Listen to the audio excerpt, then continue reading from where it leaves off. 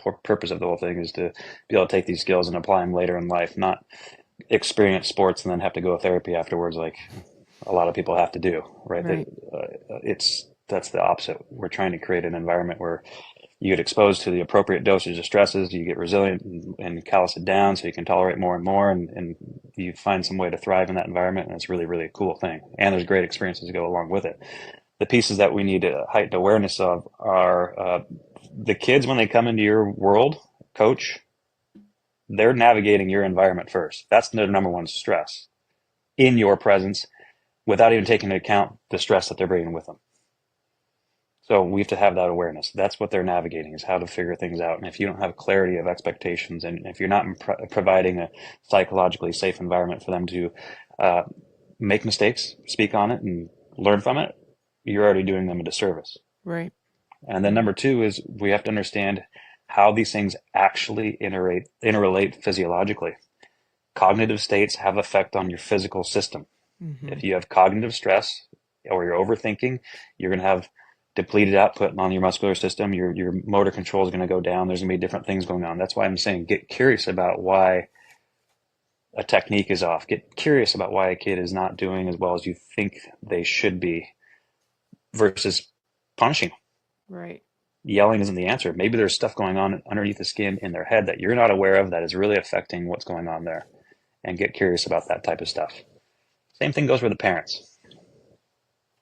That's a really good point. I'm also just writing as you're talking because I love that. Like curiosity, I think is one of our X factors at TKI is like you're seeing something, but that could be a result of so many different things, right? Like I'm seeing someone's performance and that could be, okay, they're not performing well because they didn't sleep last night well, because they had a big test and they were anxious, or they had a really difficult conversation and conflict within a relationship, right? And I think we only see what is currently before us. And I really like that. Get curious about maybe just go a layer underneath of that to find out the why, essentially. We're seeing what it is, but why is it like that? Do you have... Real quick, curiosity has massive benefit too to the coach. Mm-hmm. It actually drives dopamine. It makes you more motivated to learn more. There's no reason to not be curious about something in reality. It's a win-win. Yeah. It's so funny every time. Like I've enjoyed our conversations, like apart from this podcast, because I'll say something and you'll be like, well, actually there's science to that. And I'm like, ooh, that's the thing. I love understanding the science behind things, because then I feel like it's a lot easier to buy in. So like, I think what you said earlier is that cognitive stress depletes when we're depleted, that it impacts our physical behavior. And I think understanding that as a coach is massive. Like that to me is such a game changer, because again, we're only seeing one thing, but it could be a myriad of different reasons why we are seeing that one thing. Well, flip it on its head and go, physical stress also affects your cognitive states. Mm-hmm. So if Right. someone walks in moody, or they're having immune system responses, or this kid's sick all the time, or they're injured all the time, it's because the physical stress, they're not tolerating that very well, because we don't provide an environment, and that we as clubs with our training load, for them to recover from it, to adapt from it. Right. They don't get that time to grow resilient towards it. So Right. we have this seesaw effect, and it's pendulum swinging each way, and it's banging into each other, and they're causing problems. It's not creating the high performance that we want. Right. Totally. In addition to attention has bandwidth. It has a total cost. Like, you can't, if a kid's walking in from school or walking in physically stressed, their attention is depleted. Right. If they came in staring at their phone and social media, we have these neurons in our brain that have a hierarchy, and that phone thing is really a high attention grabber, and it fatigues it out. So they're already walking in compromised. Right. It's so funny, like even if you think about it technically, tactically on the field, a lot of area that we really are focused on in tactically is goalkeeper solving pressure, because that's like the evolution of the game, right? We need to defend with the ball, control the game with the ball, even as a goalkeeper. By us keeping possession, it limits the opportunities for the opponent, because they can't score if they don't have the ball, right? And even at the pro level, we see goalkeepers just lump it down the field because they feel pressure, right? They feel that pressure, and that pressure creates an anxiety. And when you are anxious, you actually lose peripheral vision. And so Hmm. imagine you're in a jungle and you see a tiger. It doesn't matter that there is a giraffe to your right. You don't see that because you're focused on that tiger that is threatening you. Same Hmm. thing on the field. Like I'm focused on that one piece of pressure that is threatening and creating this anxiety within me. So like you said, that emotional state that we're in definitely impacts the physical outcomes as well. But the same is in reverse. Like where I'm feeling anxious and I don't see that there's space over here that I could just take a touch into because I'm just so anxious. But um, If you looked at the chemistry of someone who's anxious versus someone who's confident, their blood work looks different. Different hormones are released, and so you're talking about arousal level as it starts to creep up and raise up and raise up, and they go, oh, I'm getting pressure from over here, and things. You're starting to feel that up, feel that rise, and then it splits off into two different roads. One is either a fear, anxious state, or one is confidence. mm-hmm, So, as coaches, we create an environment that has the high pressure, the stress, but it steers them towards the confident side, not the other route. right. Well, I think my one of my biggest things on our podcast is we can identify the problems all day long, and we probably could whinge about it for hours, like we have done on the past. But I also really think it's important for us to have some tools or something that we can focus on to make it better. So, would you be able to share with us one way that coaches can be more mindful of the environment they're creating? One way adults can help facilitate that environment, and one way that players can operate in any kind of environment that might be helpful. If they're in a great environment, that's amazing. But also, if they're not in a great environment, what can they do to manage those? Yeah, I mean it's a loaded question, isn't it? Because it's a complicated topic. Mm-hmm. And then you have to look at what's really within your realm of control and what's not. Mm-hmm. For one, number one is awareness. So if I'm a coach and I'm about to show up to a practice, you may need to pause in the car for a little bit and reflect on your day, Mm-hmm. process what you need to process so you can be clear-minded and make sure that that's not coming onto the field with you. And so you can create the right experience. And that probably goes for the parents as well. Everyone needs to pause and reflect on their stuff so they can come and meet on common grounds here, right? Mm-hmm. Uh, Number two, this is a tricky one for coaches because it's 1v22 essentially, or 1v18, whatever the numbers are, but really connecting with your players and create an environment of trust. Mm-hmm. And that means you need to be consistent with how you approach things and how you communicate with everybody. Trust comes from repeated experiences, and you can trust on different levels. First off, you need to have the trust of competence, meaning you know what you're doing. That's technical trust. You need to have a good character, meaning you say you're going to do something and you do it. And that creates that version of trust. And then connecting, caring deeply. Even if you can only care deeply and have a conversation with someone for 30 seconds, do it fully intently, and then say, I'm sorry, I got to come back to this or whatever. Don't brush things off. Mm-hmm. And that's how you get to the point where you can start to achieve results. But it starts with those foundational principles. Mm-hmm. And right now, it's a tricky one. There's a lot of different reflection methodologies. Writing notes to your future self is an interesting exercise, I think, because it kind of gives you an idea of where you're at right now and where you want to go and the type of person you need to be to get there. So it gives you a process to be a better coach and create better environments. Um, a lot of tools that I could share with you that you could share in the notes if you wanted. Yeah, definitely. Um, and then how do I identify if, as a parent, how do I identify if my player is in a good environment for them? Ooh, another good question. Well, let me flip that back onto you. What do you think? You're a coach, you're a parent. Yeah, I think overall, the way to me, the most important thing is the way that someone speaks to my child or the way that someone interacts with them, whether it's in a game, high pressure situation, must win situation, championships on the line, or it's just at training. Does that coach, obviously, it's okay to hold people accountable and it is okay to have expectations for a player. But what's maybe not okay to me is berating a player or, Yeah. you know, tearing them down. And even the people that say they tear people down to build them back up, like I'm not about that either. Like, I don't think that is healthy, needed, required.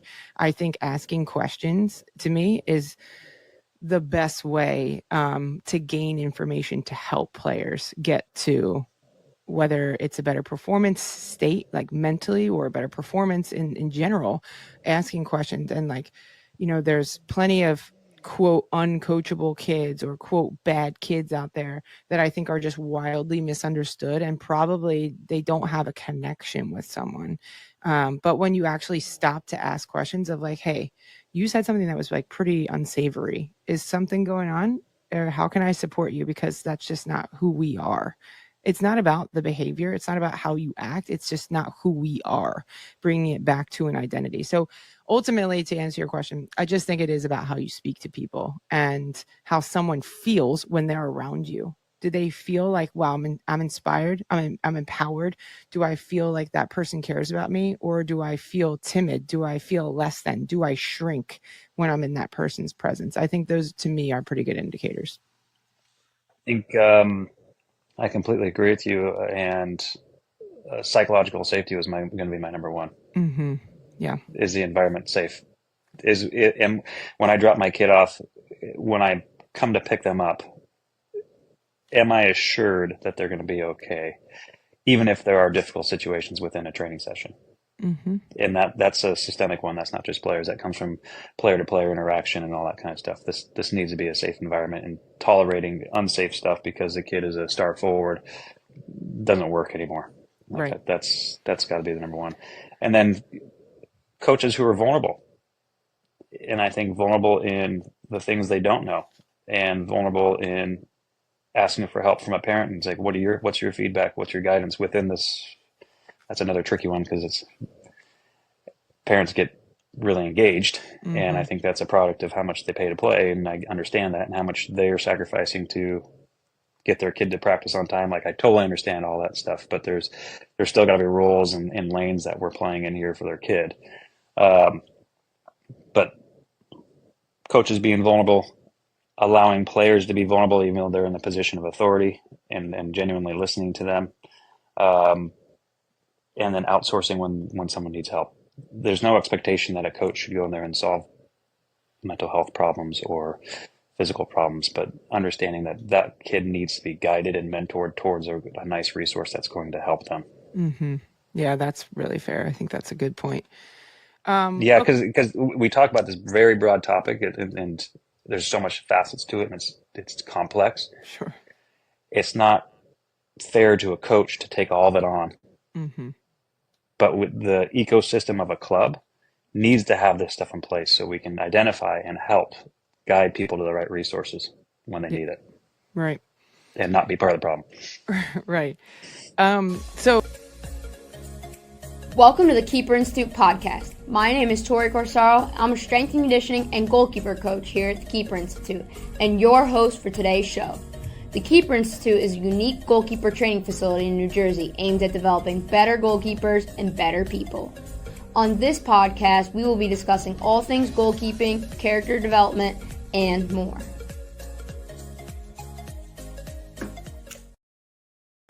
Welcome back to another episode of the Keeper Institute podcast. You like said that with your whole chest, like you like rose up to get into a great bow posture. I did it for you, but I'm also super excited because, Jill, is this the first podcast with your new fancy background? I know, this is my new digs in the new office. I got rid of my big ass calendar with the duct tape on it, which shows me my full calendar year, because part of what we're going to talk about is organization. But we want some fancy things, some of my jersey, my playing gloves, and then some things at TKI that make me really proud to be here, work here, Look at it. It's so and nice. Liverpool, of course. It looks Yeah. great. And the viewers, for those of you who view with us, you're going to want to see this. It looks good.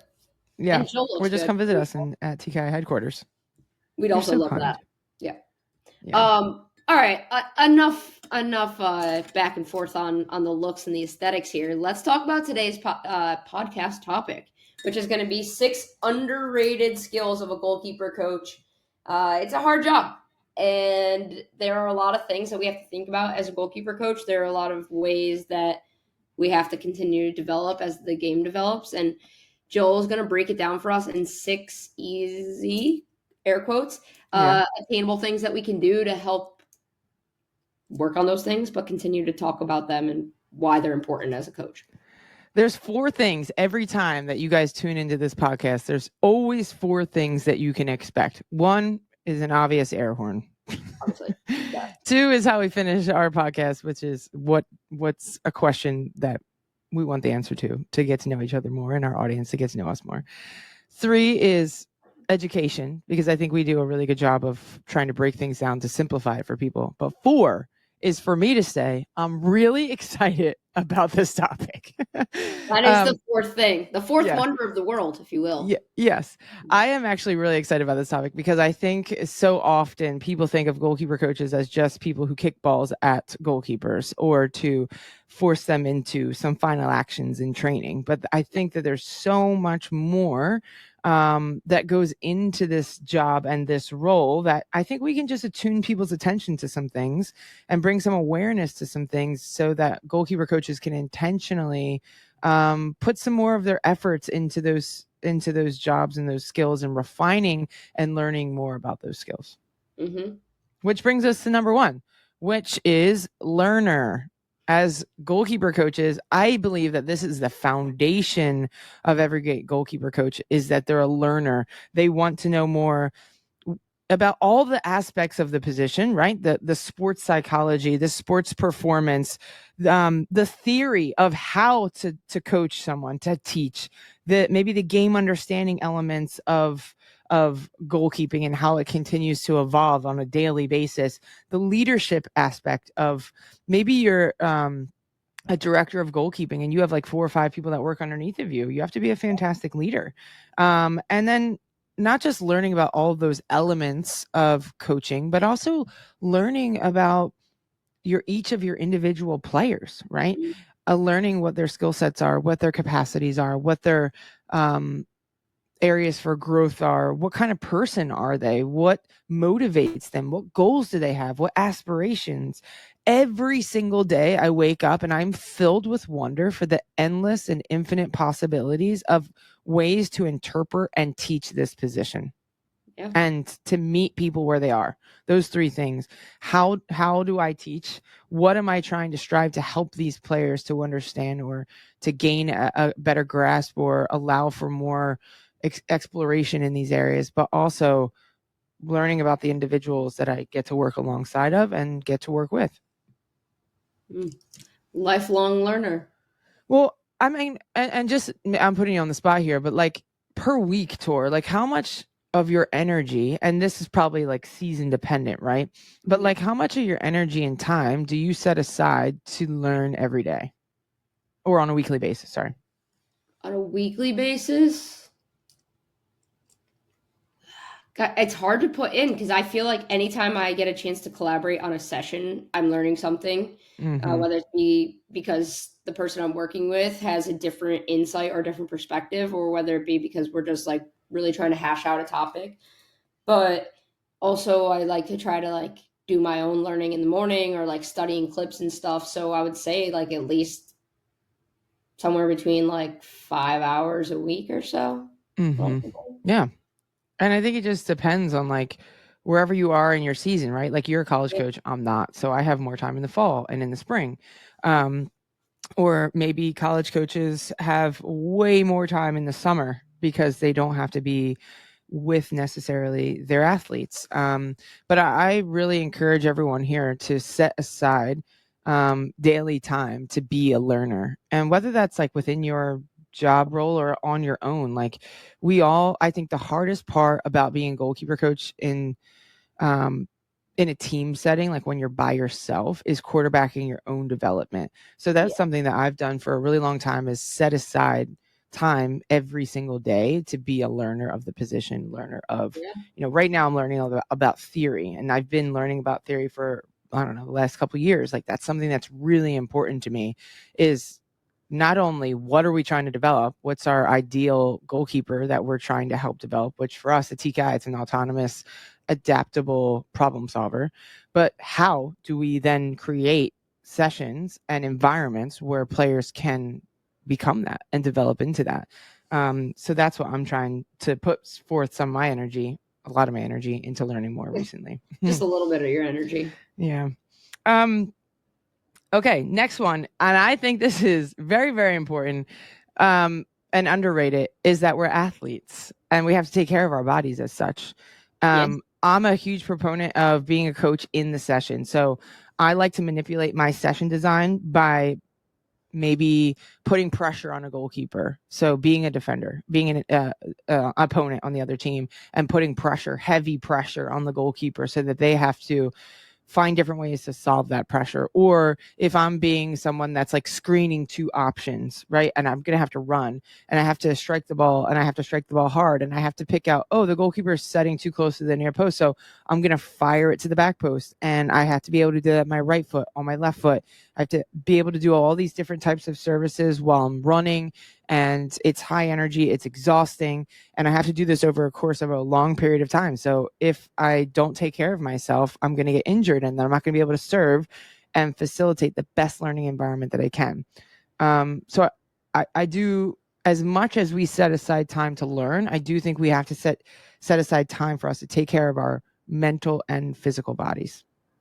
Absolutely. I mean, I think depending on who I'm coaching, like, do I have sessions with people who are older and require me to hit the ball as hard as I can? Like, I'm leaving most of those sessions feeling like I worked out. And even our younger goalkeepers are like, not to toot our own horns, but they're getting very good at their in possession decisions and like manipulating their pressure. So I feel like I'm having to really go all in on the pressure I'm putting on them too. Some of these younger kids, I might not have to strike it as hard as I can at them, but I'm definitely having to run at them to try to make them think. So this is, I think, probably one of the largest underrated parts of our job is how physically demanding it is. Well, think about it too, Tor, is like the way that we coach is we are understanding of the environment and we try to manipulate the environment to get some different outcomes, right?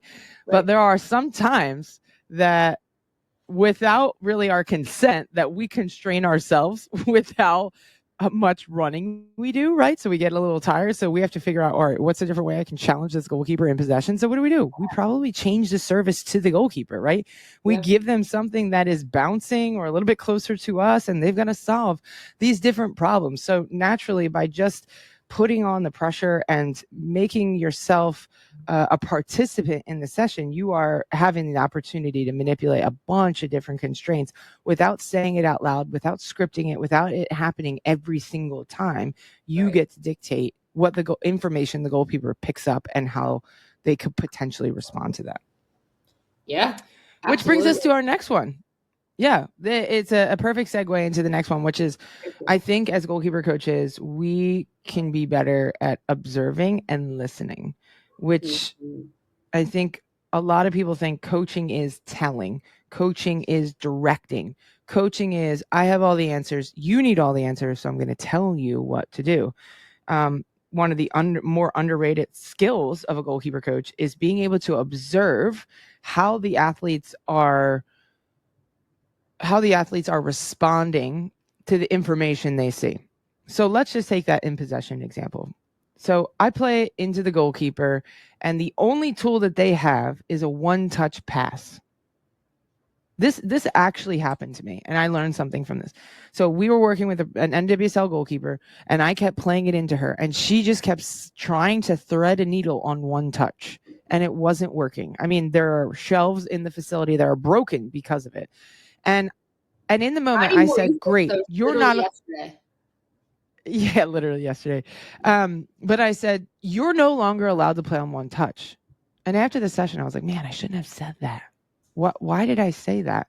Like, I gave her the answer. I constrained her and I said, you have to take a touch, which isn't necessarily the best way to teach, because now I'm taking away her ability to see that information and use that and employ that, which it could be a fine final action in some circumstances. Going back now, what I do say now is nothing. I just play a different type of pass. So I've observed that she only can play on one touch. Great. And without saying it anymore, I will just change the type of pass I give her, or I will change her availability of options, because in order to play on one touch, you need a specific type of ball and you need an option. And Right. if you alter one of those things, then you could potentially get a different outcome that someone would have to take a touch. So observe and listen. Maybe Tori even says to me, like, I'm needing more support with solving pressure. Great, let's do it. Or I say, hey, and I did this yesterday. Hey, Tori, how can we change this picture to suit more of your needs? Do you have an idea? We co-coach, right? We co-coach together. I give you a voice. You're saying, I'm struggling with this. Can we do a little bit more of this? Can we see a little bit more? Can we have a defender here? Because that changes my decision. The more we observe, the more we listen, I think the better and more responsive we can be to the session needs, to the individual needs. Yeah, I think that I remember that day very well. And specific, and you get what you want, right? Like, you get what you want. They don't play on one touch because you said you're not allowed to do that anymore. But without like the thought process, or without kind of like having that, like, oh, here's what we're trying to do. Here's how I'm perceiving it, and here's why it didn't work under that circumstance, and making your own decision. And I think back to like a lot of that saying of like, you have to be like quick to listen and slow to speak. The more we can do that in coaching, which can be really difficult because you see a lot of things, and just like they're seeing a lot of things and trying to perceive, you're trying to perceive what's the most important and how can I get that message across in a way that aids in their development, not just puts a Band-Aid over whatever just happened. Yeah, that's a really good point. Which is a great way for us to talk about number 4, which is a designer, and an environment designer. And I think this goes into designing what it will feel like to be in your training session. What are the values that are important to you, that you're going to exude and that you're going to exhibit, and that you expect your goalkeepers to embody in your training session? So not only are we designing the environment in which we want people to learn in terms of like a feeling, an emotion, that security, that safety, that space to be seen and be heard, but also I'm designing an environment in which is going to challenge players to respond to different emerging contexts, right? So the context is, I'm passing it back to you. Now I'm changing my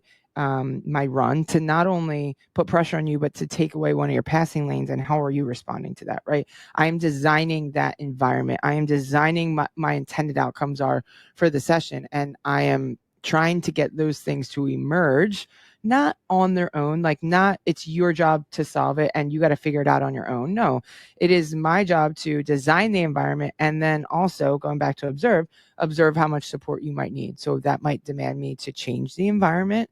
That might demand me to allow for conversation, or that might demand me to listen to what you have to say.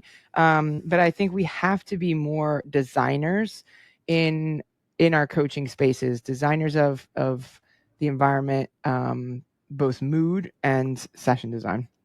Yeah. And it's not just put this on paper and go. Like, I think a lot of times you have to sit down and you have to have intended outcome, and then you're almost working, depending on what your process is, forward or backwards, and kind of evaluate. Like, there's been a lot of times where I'm like, oh, I think I'm going to do this, and then I start to do it and I'm like, no, I don't like the way that looks. I don't feel like that's as realistic as the game, or they are not getting the opportunity to work on the intended outcome that I want. So just having that ability to kind of pair the last 2 points that we talked about, like observation and designer, together, so that you can get that best practice for each goalkeeper. Yeah. Which helps us become better organizers. That's number 5.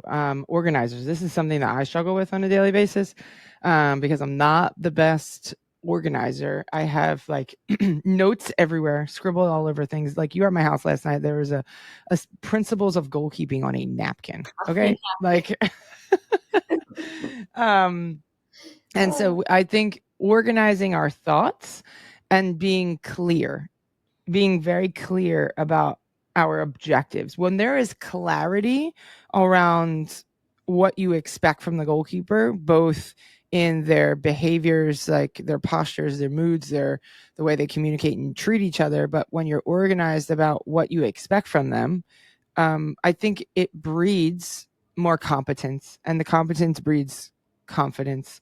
And when you're confident, you're courageous. And then it kind of goes back to the beginning of the cycle of trying new things, hard things, and being more competent at them, getting more confidence in them, right? So the more organized we are with our thoughts, the way we do things, our philosophies, I think the better off we are. That's always my first question when a lot of coaches will call and be like, hey, I've got this question on blah, blah, blah. And I'm like, well, what's your philosophy on coaching? Like, how do you do it? Because everything will lead back to what are you trying to help develop and how do you do that? And the more organized we are in our thoughts, the more clear we are. I think ultimately, even if our method doesn't work, we can go back to it and say, this is the thing I'm going to change. This is the way we have been doing it. And we can alter it to see, like trial and error, to see if it works or not. Yeah, and I think that like at the end of the day, too, I come back to even just our 1v1 philosophy. It's evolved over time, but because we have this framework and because it's organized, not only is it easier for us to teach, but I think it's easier for our goalkeepers to learn. And like that is the picture of organization for me, because when you can categorize and when you can make sense of things, and it's not to say that everything neatly fits in its own box, but it at least gives you structure and framework to be able to have conversation. And once goalkeepers learn our verbiage and like our philosophy on it, I feel that they start to get a better understanding of like how to handle these situations that can be quite complex, and then figure out like which part of it do they kind of lean towards. And it just helps organize conversation in general. Well, I think it gives us a framework, right? A structure that's not rules and it's not regimented, but it allows us to be more prepared without being planned, right? It's not, it has to be this way. It is principle based, where it's like, if you can impact the ball, here are some different ways you could solve that. If you can't impact the ball, maybe find a position where you can protect the goal or support the play based on whatever it is you see, right?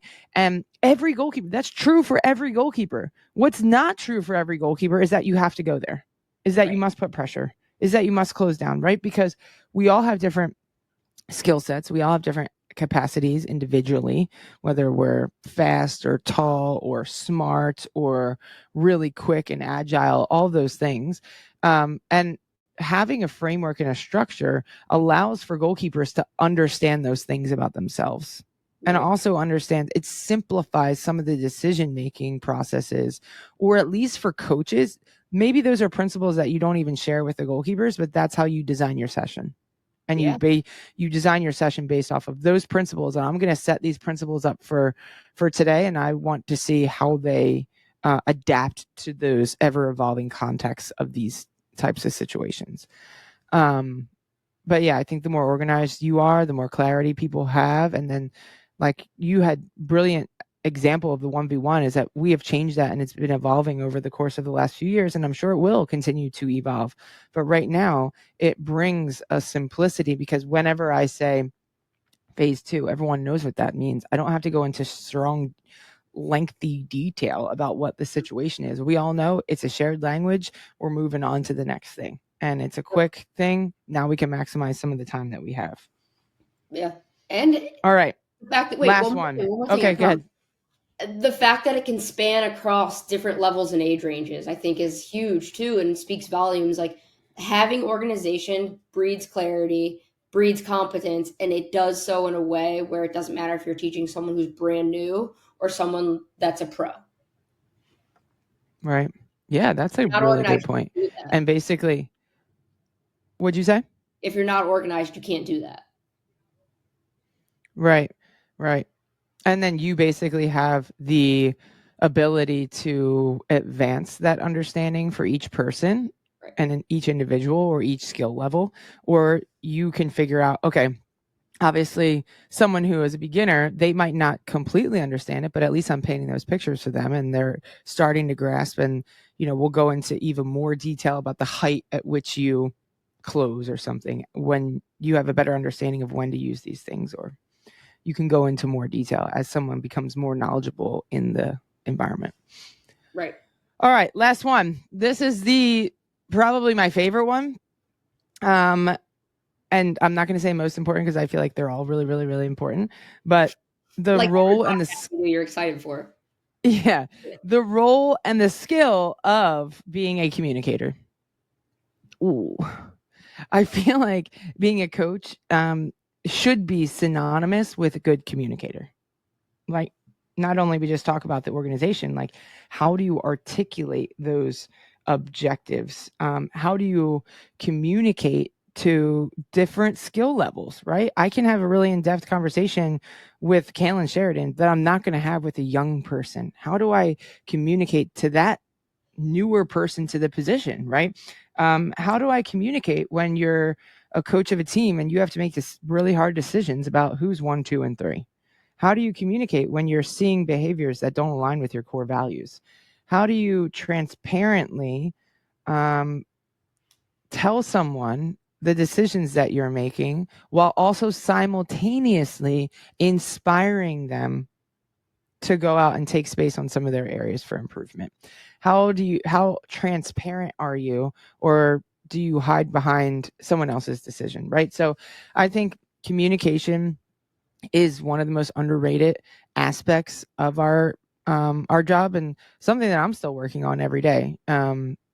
Because everybody has a different way of holding people accountable or being honest with people. And some days I get it right, and some days I'm like, man, I wish I could redo that conversation. And I think that's okay too, because we're all, even us as coaches who are in influential positions, we do make mistakes, and we need to, ask for forgiveness and show ourselves grace sometimes too.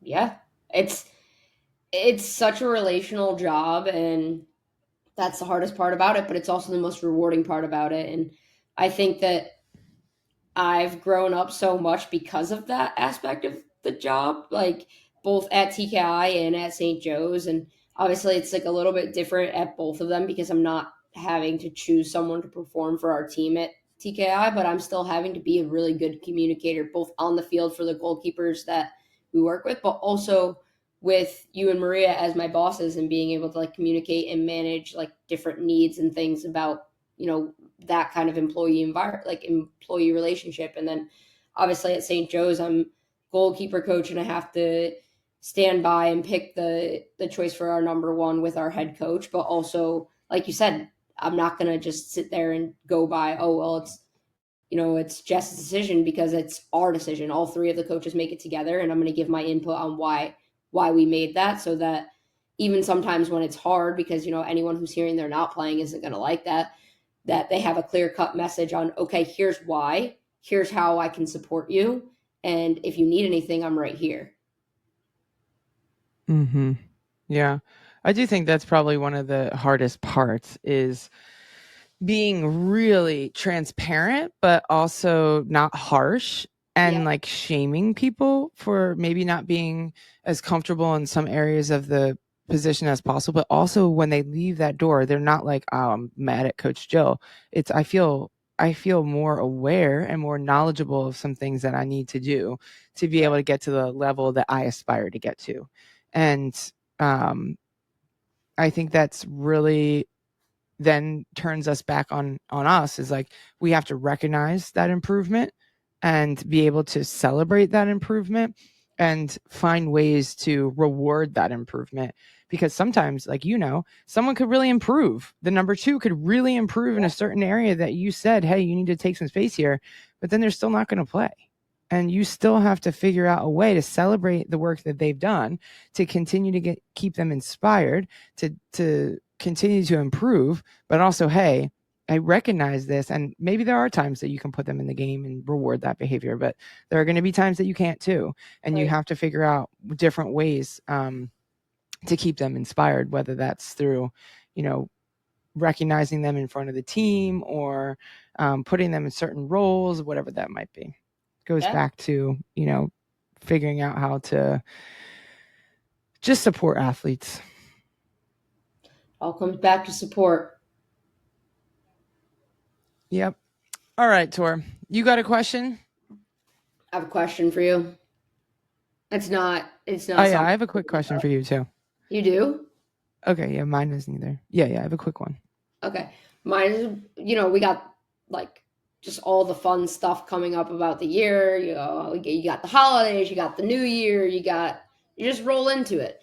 I want to know, what are you most looking forward to in the next few months? That's a really good question. I think this December and January are always months where it's about togetherness, especially at TKI, right? Like, of course, with our families, the holiday season upon us, right? But at TKI specifically, this is a place where people flock to come back to, and they go off. I kind of think of myself as like this proud mom where all my babies go to college and then they come back during December and January. And I love it because we're here training some of the best goalkeepers in the country that just finished their senior year, that are preparing to go play for combines, that have been interns here, that have coached here. We've got pros coming in this next couple months, and it's very challenging, but it's also a really rewarding time to facilitate and develop those relationships, where goalkeepers know that they're really supported. And I think when I reflect back on my own playing journey and even my own coaching journey, the times when I felt the best were when I was with people collaborating and feeling really, really supported and seen. So like this is a really fun time for us. What about you? Love that, snaps. I'm excited to go back out to San Diego with everybody. That was so much fun last year, and it's the same kind of idea of like, we get a chance to collaborate with these really amazing goalkeepers that are also incredible people, and just having a chance to help them on their journey, but also just getting a chance to learn from them, because they're also very different as well. Right. And then just getting to be out It in is that fun. community. Yeah, it is fun to meet those people where they are, because there's obviously a need that people want to come and work with us, and that's really it. I feel like we are admired and we are adored by those goalkeepers out in that community. It feels really good to make an impact there. And it feels really good to work alongside some people who really care about the position and really want to move the needle forward. So that's awesome. All right, my question to you is, are you a holiday season girly, like flavor wise? So like pumpkin spice, peppermint bark, like in your coffees, in your sweet treats. Are you a holiday flavor girl? I'm not a holiday flavor girly. Like, my coffee is black. It's can't see, it's almost gone, but I don't put anything in there. Nothing. Sometimes if I'm getting a latte, like, I might get one a season. One. Okay, just one. What about you? I think it depends for me. I like flavored coffee, but not flavored syrup. Okay, I hear you. Like, the roast can be flavored. The bean. Right. Like I like pumpkin coffee, but not pumpkin syrup coffee. Yeah, the syrup's kind of gross. No offense if anyone likes it. It's just like, Yeah, it's a lot. Yeah, it's a lot. Yeah. But desserts, Yeah, that's it. I like pumpkin desserts, not pie. I think pie's gross. But I like a pumpkin roll. Yeah, I'm with you. And it goes good with the coffee. Exactly. It's the best combo. Yes. You guys, thank you so much for listening to us today. All the coaches that are listening, please reach out if you need any support. Tori and I don't know all the answers, but we're happy to collaborate and share with you some of our experiences, some of our opinions, and just support you in any way that we can. I think we are a small community of people in this country, and we need to stick together. We need to band together to help each other, to ultimately help serve the community, the goalkeeper community in our country, and raise the level of goalkeeping around the world. Please reach out. We want to help you. If you are a young goalkeeper and you made it all the way here, good on you. And if you're interested in coaching, reach out. We want to support you. We won a grant last year that we're going to be implementing this year in a coaching course. So please stay tuned to that information. If you want to be one of the first people that hears about that, just go to our website and just click subscribe to our newsletter, and you will get I mean, Tori doesn't inundate everyone with newsletters. I think it's 2 a month, but it has some really good information for coaches, for players, for parents. If nothing else, Tori, you have anything else? That's all I got. All right. We'll catch you later. Catch you later.